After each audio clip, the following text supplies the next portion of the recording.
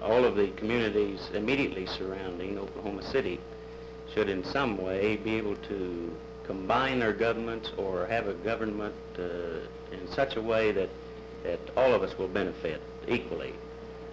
They have their problems, I know, and of course we have our problems. And they couldn't exist without Oklahoma City, and we in Oklahoma City couldn't exist without them.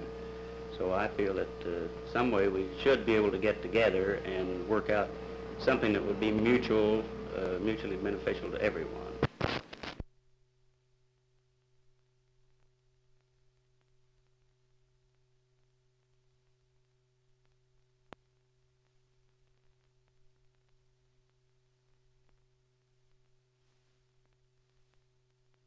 I think the same thing could be done as far as the police protection is concerned. I was just reading an article in the paper the other day about Southeast 29th Street. Oklahoma City had it to a certain point, and then Bell City, and then Midwest City, and then Tinkerfield, and it was kind of a question as to who had the ball, you might say, in certain areas. So I think probably even our police protection could be run more on a county basis rather than on a city basis. That is, just each municipality. There again, fire protection. That there are times, of course, when firemen have to go into Nichols Hills or into the village from Oklahoma City or even into Bethany, and vice versa. Their units may have to come into the city, and of course they have to get clearance before they can do that. But if it were arranged where they could go ahead and make those calls just automatically, why, there might be a saving there for the homeowners. In other words, they'd get protection quicker, perhaps.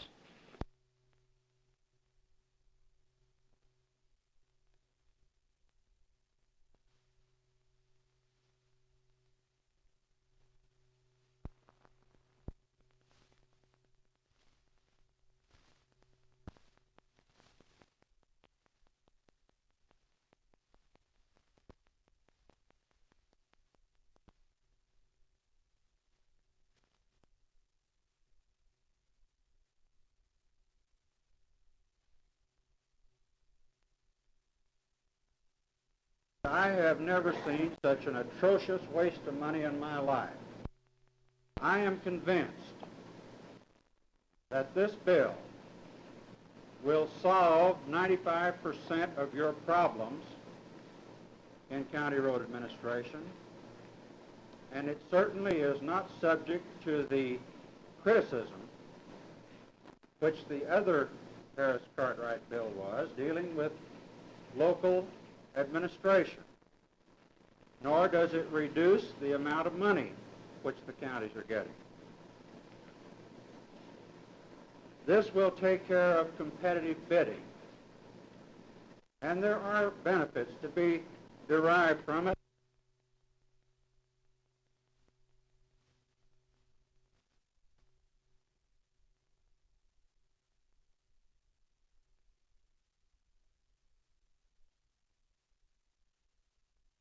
Here, and I'm not being nasty, but I heard a long time ago that you don't have to be able to lay an egg to say that one is rotten.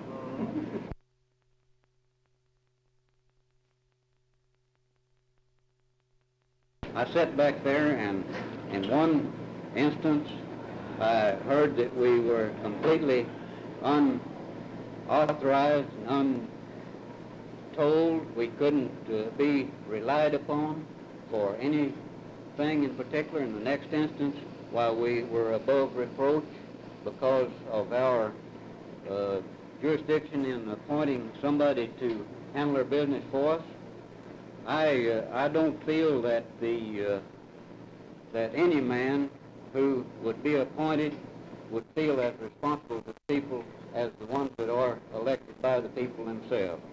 And I don't feel that that one man who was elected and would have the entire county could handle the county.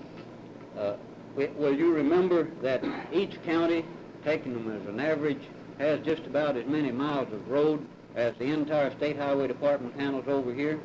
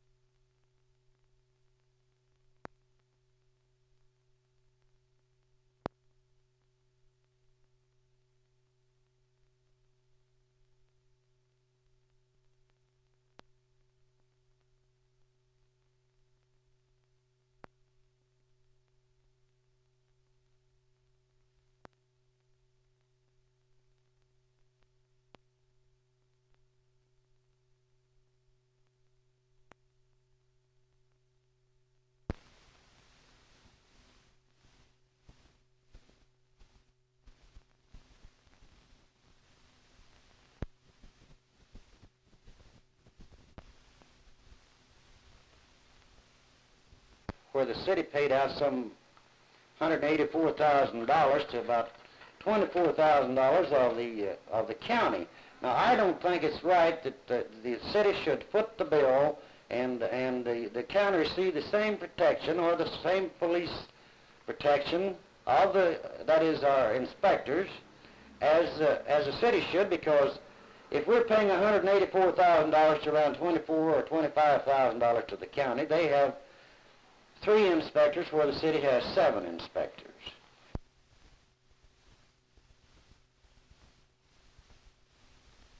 The past 2 years we've been over there before the excise board at the county, and we have been turned down both times. Now, the county receives 3 mills and the city receives 3 mills, yet your city is growing by leaps and bounds. And until we can receive more revenue, I don't know how we can continue to maintain and police our area that we are taking in from week after week without we can receive more revenue.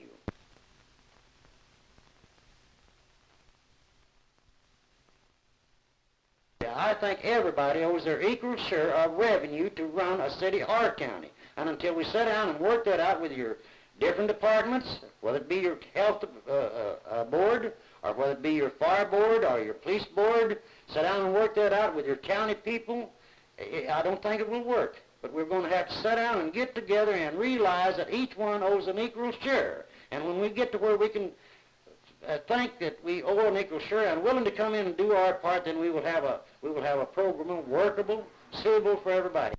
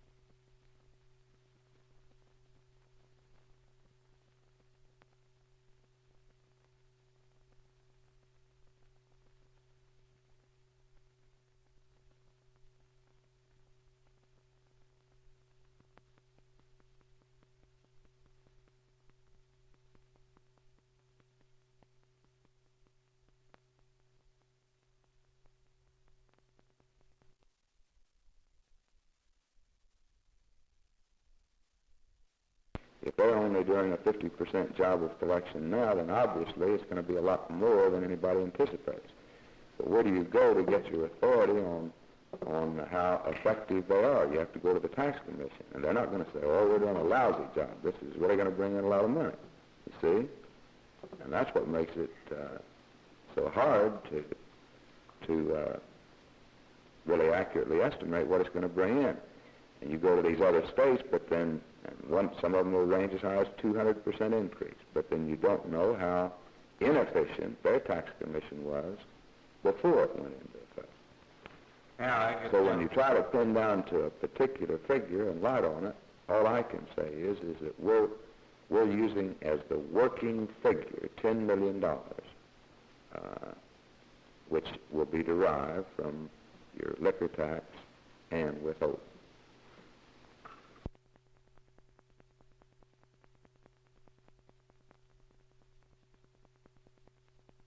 The proposed reforms that we submitted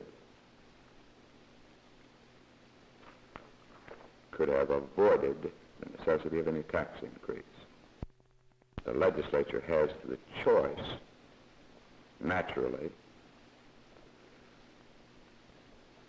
of turning those reforms down and following a tax increase.